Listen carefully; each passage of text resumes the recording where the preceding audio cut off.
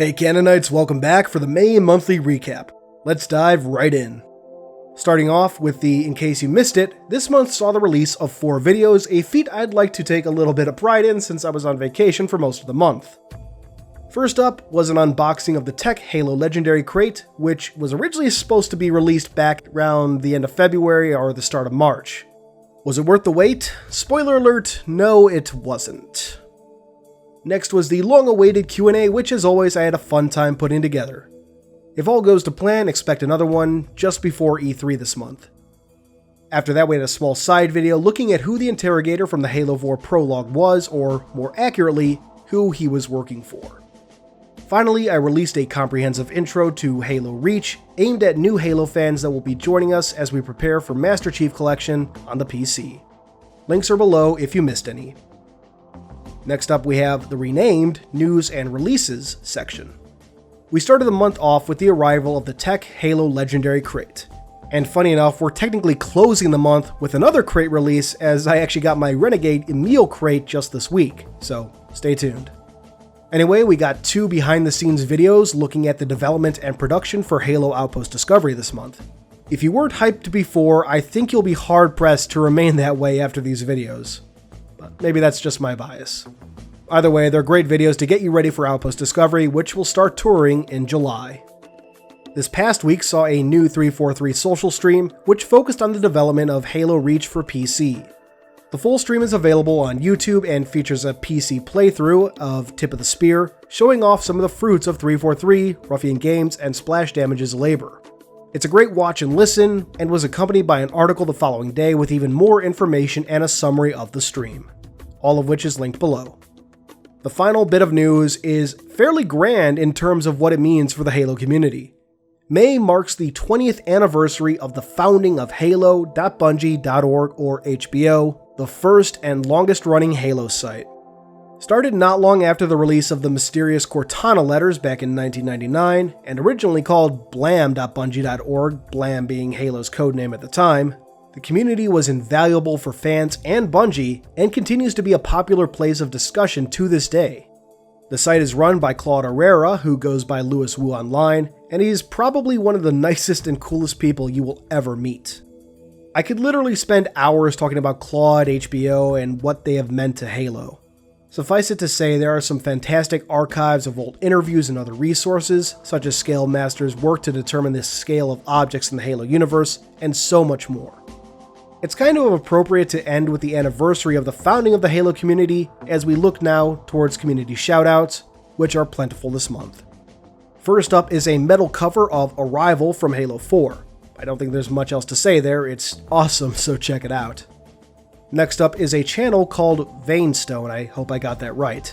The channel makes videos about a number of games, but it was recommended for its Halo lore videos, such as his most recent one on James 005. Check it out. After that, we have a cosplayer named Danielle Debs. You may recognize her from her Noble 6 cosplay that made the rounds in the Halo community, I want to say about a year ago. She does some excellent cosplay of Halo and other games. Check her out on Twitter and Instagram, where she's currently working on some spy armor, which I can't wait to see the results of that.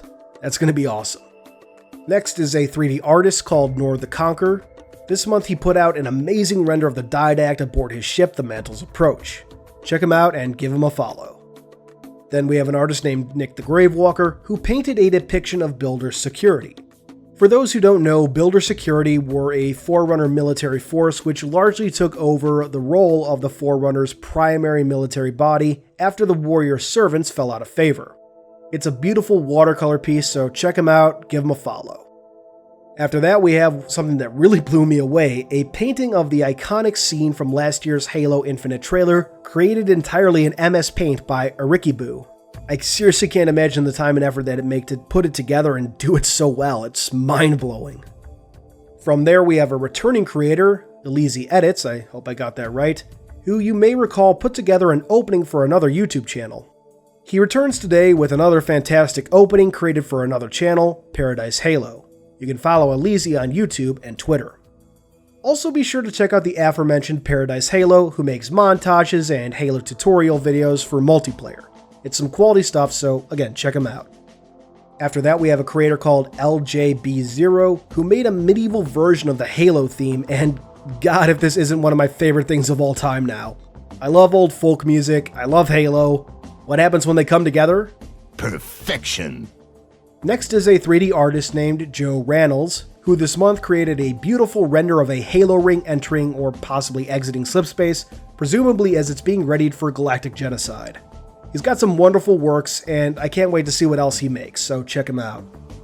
Then we have another returning name, Delta Halo Control Room Core, who made this beautiful piece of an engineer playing a saxophone.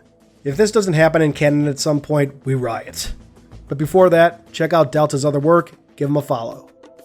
After that, we have another 3D artist, Phenix 720. Phenix has a number of fantastic works, this month including a casual scene of some Marines doing some target practice. Next, we have an artist named, and I'm sorry in advance because I know I'm going to butcher this, Christopher Rapczynski? I hope I got that right, or somewhat close. Anyway, he does amazing work, including this piece inspired by Halo Infinite. Check out his art station. From there, we have LuminousCactuz, who made some beautiful works showing the evolution of Chief's helmet in the games, and a secondary piece with some of his other variants, including the 1999 Macworld version. He also has a YouTube channel, so check him out there and on Twitter. After that, we have cosplayer and prop maker Robert Letts. He's done some amazing work over the years, and this month he showed off his Achilles helmet, which just looks amazing. Check him out on Twitter. Our penultimate shoutout goes to SilkSensei on Instagram. Silk has done some amazing art, this month in particular featuring a version of John Wick as a Spartan, just when he thought he couldn't get any deadlier. Check him out. And as always, we wrap up with a reminder to check out the Halo Waypoint community spotlights from this month, which always feature some amazing creations. In fact, this month I sourced a vast majority of my shoutouts from the two spotlights as, again being on vacation, I didn't have a whole lot of time to look around for other stuff myself. If you enjoyed any of that, check out any of these artists and creators on their respective platforms. As always, links are included down below in the description box. All of them deserve your support. That's all for this month. Stay tuned this week for an unboxing of the next Halo Legendary Crate, and the next video in my Reach Primer series, which will cover the history of the Human Covenant War. And of course, we have E3 just a week away. I can't wait to see what 343 is going to be showing off this year.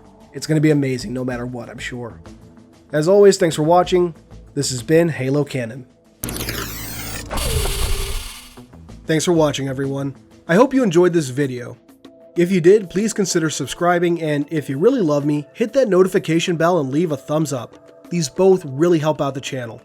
I wouldn't be where I am now without your views and support, so once again, thank you. Keep on being awesome, Canonites.